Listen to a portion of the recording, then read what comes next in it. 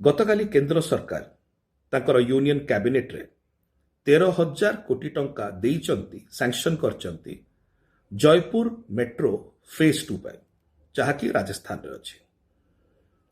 ଏବଂ ଏଥିପାଇଁ କେନ୍ଦ୍ର ସରକାର ତାର ଅଧା ଭାଗ ପାଖାପାଖି 6,500 କୋଟି ଟଙ୍କା ସେମାନେ ବହନ କରିବେ ଏସ୍ପିଭି ମାଧ୍ୟମରେ, ଏବଂ ରାଜସ୍ଥାନର ସରକାର 6,500 କୋଟି କରିବେ। ଭଲ କଥା, ସୁନ୍ଦର କଥା, ଏଥିରେ କିଛି ଖରାପ ନାହିଁ।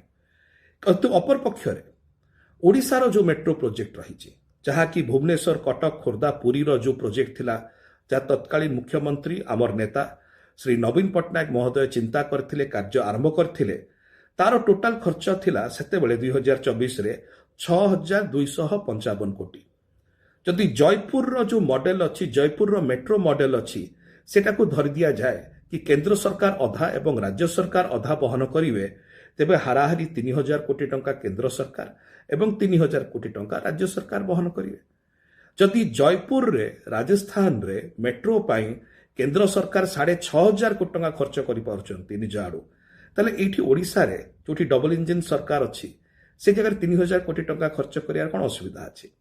ଏଥିପାଇଁ ବଡ଼ ପ୍ରଶ୍ନ ହେଉଛି, ଯୋଉ